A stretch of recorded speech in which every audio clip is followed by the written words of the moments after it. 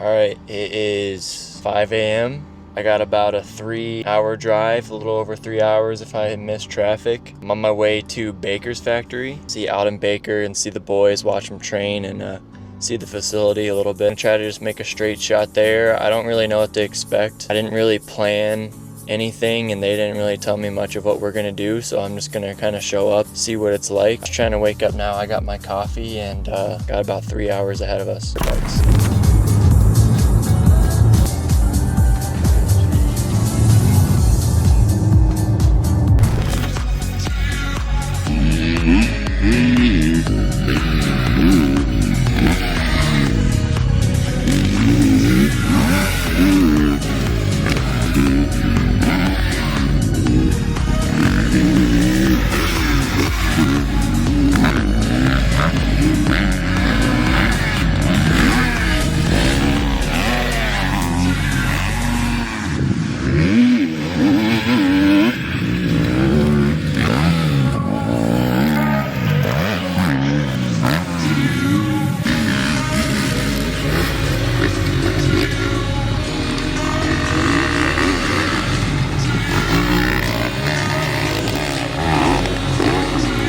Alright, so we made it to Baker's factory. Boys just finished their motos here. Did some Supercross to prep for Daytona. It's really nice out right now. Dirt is just beautiful here and kind of looks like we're at a golf course. It's got the grass and the water and everything prepped so nicely. I mean, the track is just, it looks like they made it with their own bare hands. It's beautiful. So now the boys just finished up and we're gonna go back and say what's up. ET3's rig right there. I'm here with Alfredo. Wow. This is Aldon's right-hand man. Alfredo, tell us a little bit about what you do for Aldon. Well, Aldon and I were business partners. He started training me back in 2014 in my journey to the Olympic Games. So we developed a friendship, a partnership that when I was a professional athlete, he helped me with all my training. And a pro at what? BMX racing. Yeah, BMX racing for my whole life. I did 3 Olympics and now we're here. We started the Alcavi project back in like 2018 and since then we became business partners. So Alfredo, we see a lot of videos of you training on a road bike. Why aren't you doing more training on your BMX bike? Why would you train on a road bike? I just think a road bike is the foundation of it all. Perfect way to control your heart rate zones, especially how important, people that know it, you'll know how important it is to be on a consistent base in zone 2. Man, for me, road bike riding, it's like therapy. Plus that I get the physical, I get, it just calms my mind. So yeah, everything that has 2 wheels, I love to ride it. So would you say that spending time on a road bike improves your performance significantly on the BMX bike? As an Olympic athlete, you're trying to find ways to improve on everything, right? And this is recovery because you have, travel demands, schedule, race 20 plus races a year. So you're trying to recover as fast as you can, as best as you can in between races. And just having that nice space that the road bike gives you in the off season is just perfect training. So even for BMX, how many hours a week, like in the off season, would you say you still put on a road bike? Gosh, man, it'll be depends on the week, on the load, but I'll say 3-4 hours depending on the day. Yeah. I don't complain. As many hours as I can, the best for me. Yeah, the more the merrier.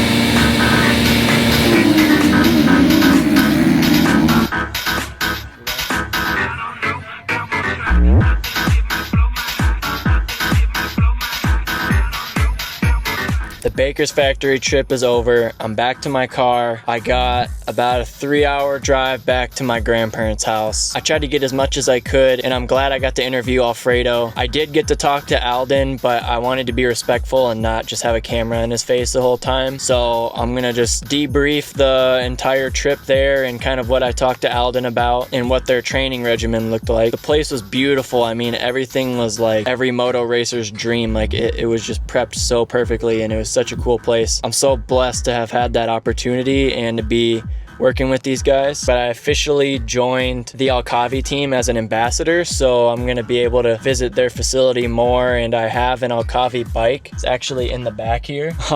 I brought the bike. We were thinking about doing a road ride, but what was interesting is they weren't able to tell me if they were gonna do a road ride or not, literally until today, because they monitor each of the guys' sleep. So depending on how they sleep and depending on what their heart rate variability looks like. So they wanted to wait and see how the guys slept to determine if they were gonna do a road ride or not. So we ended up not doing a road ride because they're taking it a little bit easier today. And unfortunately, they have a ton of guys injured. Jorge's injured, RJ's injured, Casey Cochran is injured. I feel like I'm missing somebody, but they don't usually have this many people injured, which is unfortunate. And so I asked Aldon, I was like, what is the biggest problem that these athletes are facing to cause so many injuries throughout the season? I mean, if you look last season, Justin Cooper was the only factory 450 racer to get through the whole season uninjured, Supercross and motocross. So why is that, and what's a problem that we need to fix in the sport right now? Aldon's answer was that we just have too many races throughout the season. The human body was not meant to race motocross every single weekend throughout the year, almost every single weekend. It's such a taxing and stressful sport that no matter how much you train, the physical stress that you have to endure for a full motocross, supercross, and motocross season is just not fit for the human body. Now, I think there are things that a lot of pro athletes are missing out on when it comes to training. A lot of the top factory guys have their training dialed in, but even those guys get injured. So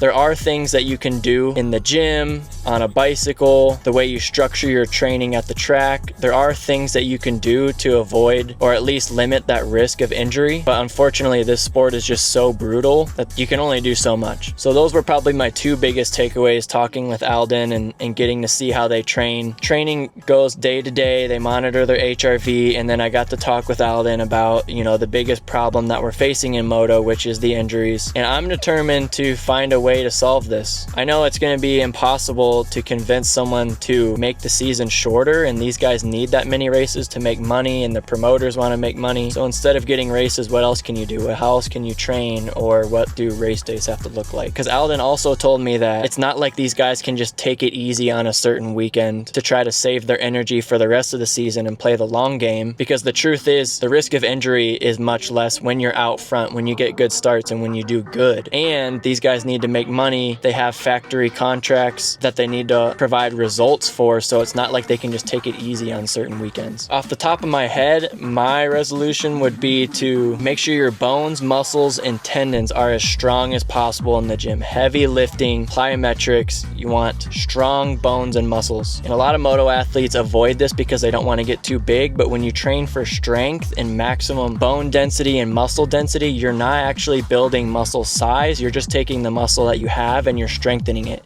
Now, when you're training for peak strength, 80 to 85% of your 1 rep max is how you're going to build strength without building size. So you see a lot of people say, oh, here's a motocross workout for you. Do, 1,000,000 reps of push-ups on a Bosu ball or battle ropes or assault bike. Like, it's good. You're building muscular endurance. You build muscular endurance on your dirt bike, so you don't really need to do that in the gym unless you're not able to ride a lot. When you're in the gym, you really need to focus on building peak strength, staying at 80 to 85% of your 1 rep max for lifts, just heavy squats, heavy rows, heavy presses, heavy deadlifts. That's what's going to build the most bone and muscle strength to avoid injury. Now, I will say there is a time for building muscular endurance and having higher rep workouts, because another way to avoid injury is form under fatigue. So being able to have good form when you're tired. That is very important for motocross, because what happens when you get tired, you lose form on your dirt bike, and that's when you crash. So there's a time to build form under fatigue,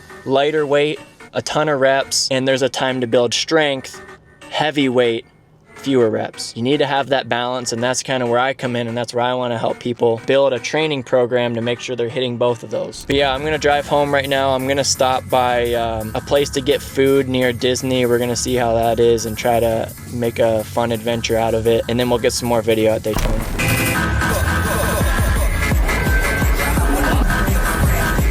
All right, I made it to Disney Springs. I'm gonna grab some food here. I'm here alone, and right now I gotta go into the Lego store first, of course.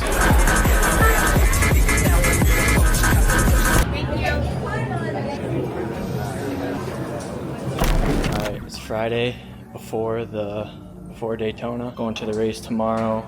Staying at a buddy's house tonight in Orlando. Neighborhood gym right now. Gonna get a quick lift in. Didn't really do much for training this week. This is my first workout of the week, and we got a nice little neighborhood gym here. Gonna try to make the most of it.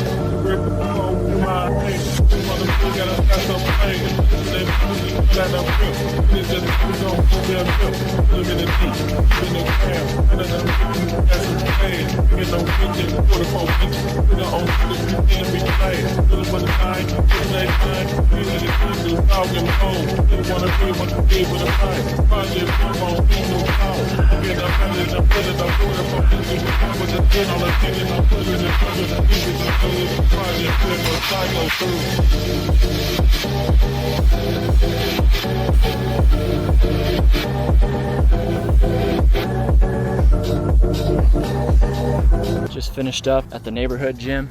There weren't a whole lot of weights, so for my lower body, I just tried to make it single leg movements just to add more intensity, and kept it kind of higher rep today. Overall, I haven't been in the gym in a week, so it was good to just get a full body workout in, but now it's time to go back and get ready for Daytona tomorrow. Reed was my roommate in college, one of 7 roommates. That's a long story. That's all I'm gonna say. But we're in Orlando. We got about an hour drive, and then we got some racing to watch.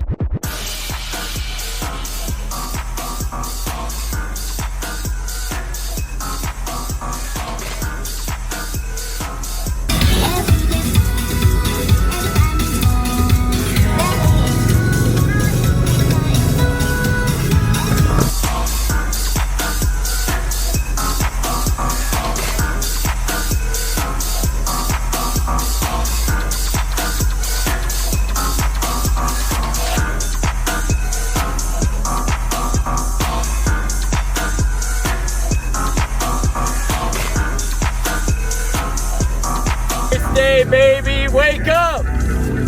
It's time to go! Oh, we're about to crash into some people! He makes the pass! Woo! Boogity, boogity, boogity, boy! Let's go racing! Alright, we're here. Somehow we're able to park in the middle of the entire track. It's insane. I can't believe where I'm here right now. So, for people who know moto, you know that Reed is about to have a pretty awesome first impression on Supercross racing for it being Daytona. So actually, the reason we're able to park in the middle here is because we're here with, we signed up for the FCA fan experience. So if you're looking for a special, a little extra fun experience, there's not a lot of spots, but if you're going to a Supercross race, look for the FCA fan experience, sign up for that. They're gonna take us down to watch the guys track walk, and then we'll watch the morning chapel service by Jake Veneta, and it's just an awesome community. FCA is Fellowship of Christian Athletes, so they do a lot of motocross camps, Christian motocross camps all over the country. You gotta look for one of those, and then if you're going to a Supercross race, you gotta join the FCA experience.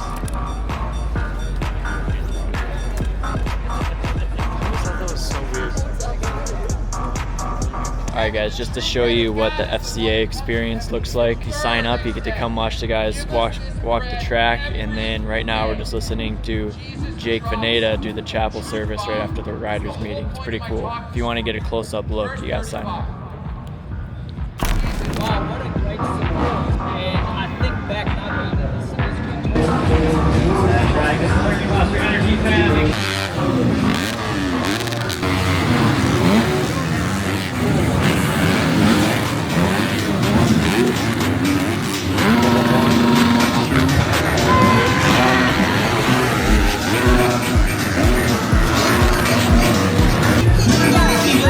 All right, we paid 20 bucks for this Euro.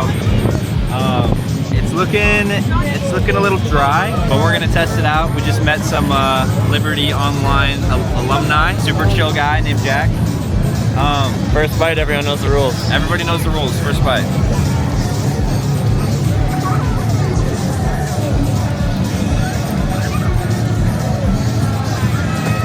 How was that? Not bad. Not bad. I've had better. Rate it. 6. Maybe 7. Because I'm really hungry. I'm here with Alden Baker, the man, the myth, the legend. Alden, you own a bicycle brand, okay? And you have these guys riding bicycles all the time. Yeah. Now, on a bicycle, they're riding easy, but when they're out there on a dirt bike, they're riding hard, their heart rate's near their max, so why would they train so much on a bicycle? So, and it just goes back to what you said, with the heart rate training, on the motorcycle it's always elevated, so you need to balance the training out, so you need the base stuff. So we actually utilize the bicycle to gain the base heart rates, to balance out the actual training, because you need to be good in all of those areas. So it's an important part of it and crucial to their fitness. So what does building a base actually do? Well, to me, a base is the bottom. If you look at the triangle, the base is the bottom that's going to form how good the top is going to be. If in a more, I'd say the easiest way to explain it. But it is based on how much racing they're doing, their schedule and everything else. So that's balanced out. But the base is important to make sure your peaks are not just 1 in a million. You know what I mean? To keep that at the right pace, basically. So you're saying you can't build a top end without a big bottom end. Stack it up. Okay. So we talked on Wednesday, one of the biggest problems in moto right now is the injury rate. So what do these amateurs need to be doing off their dirt bike to prevent injury? Well, I think there's a few things. Obviously strength, because you know with dirt bikes you are going to tip over and some are going to vary to each other. But having strength and fitness and flexibility, to me, prevents. It's a big preventative, because if your reactions are good, you're going to probably not crash as much. If you do and you're strong enough, you're not going to take such a hammering. So all those little pieces obviously help prevent injuries, but it is part of the sport, and you got to just deal with it. Do you think it comes down to more than just doing push-ups, like actually challenging yourself, actually lifting heavier weight? I think it depends on the individual.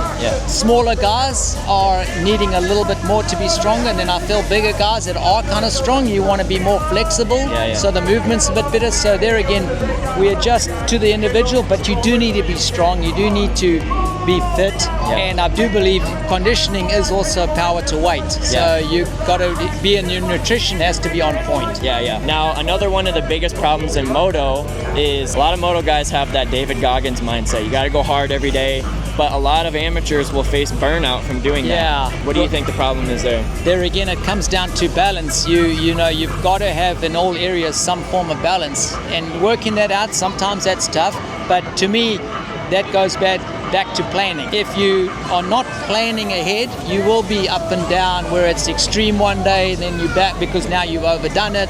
Then you burnt yourself out. So I'd say planning is the biggest key, is actually working out when your races are, how you're going to get there, what are the most important ones, how that works, and then building up to that. Okay, last question.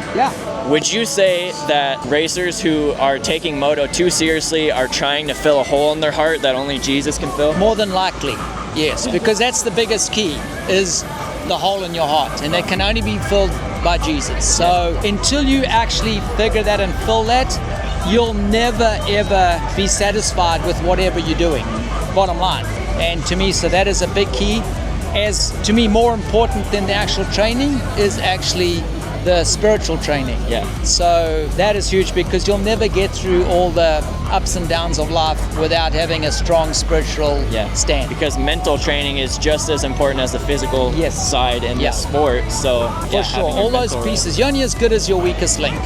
So if you're mentally out of it, well, you can't make that up in physical. So it's got to be balanced. But the spiritual part, and I've done this for 26 years, to me is the biggest thing to keep you on track and also finding those areas, having wisdom, all comes through that. Yeah, awesome. All right, man. All right, thanks, Alden. Keep up the good work. I appreciate it, Alden. You too, mate. Take it easy. All right. Let's go. All right, so what I tried to cover with Alden is the 3 biggest problems that motocross racers are facing right now. Number 1, last year, Justin Cooper was the only factory 450 racer that made it through the season uninjured. Like, that's a huge problem in moto right now. I mean, in the pro level, at the pro rankings, like in other sports, guys are getting injured all the time, but not 99% of them. So how do we fix that? Strength training in the gym, not just doing push-ups, but adding heavy weight. Number 2, a lot of athletes face burnout because they move to a training facility. They're riding every day. They're going hard every day. You're not supposed to go hard every day, and you're not supposed to prioritize a sport that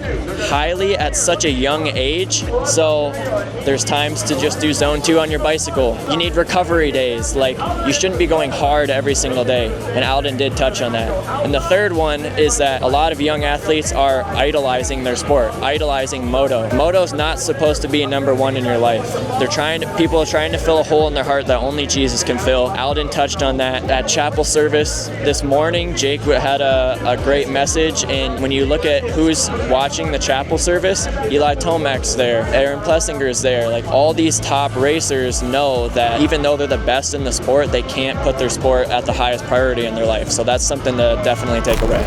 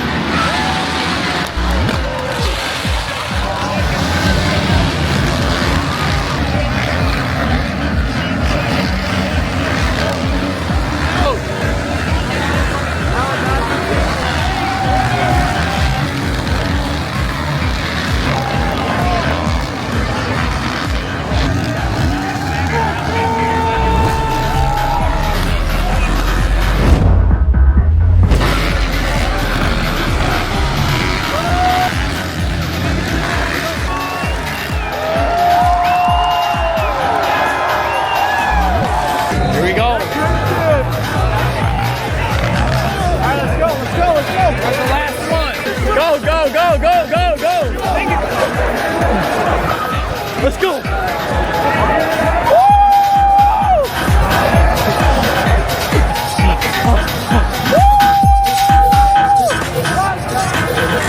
This is a sight Frank for winning, right? We winning it, guys. Let's go.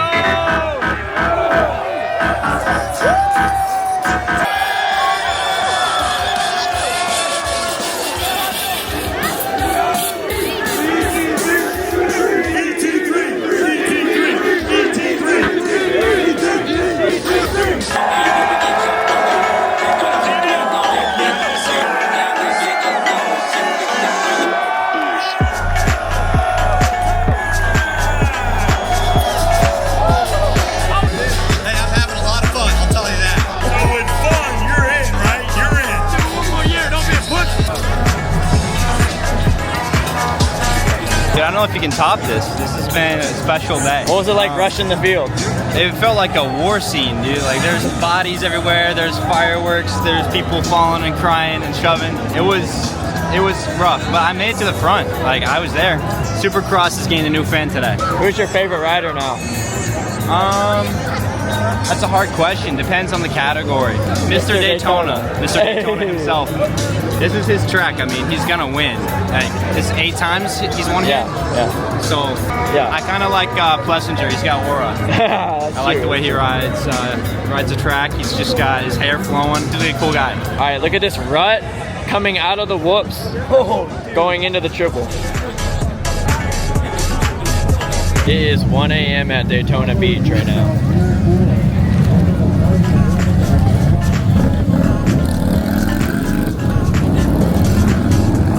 All right, to end the trip off, we had to come out here to the beach.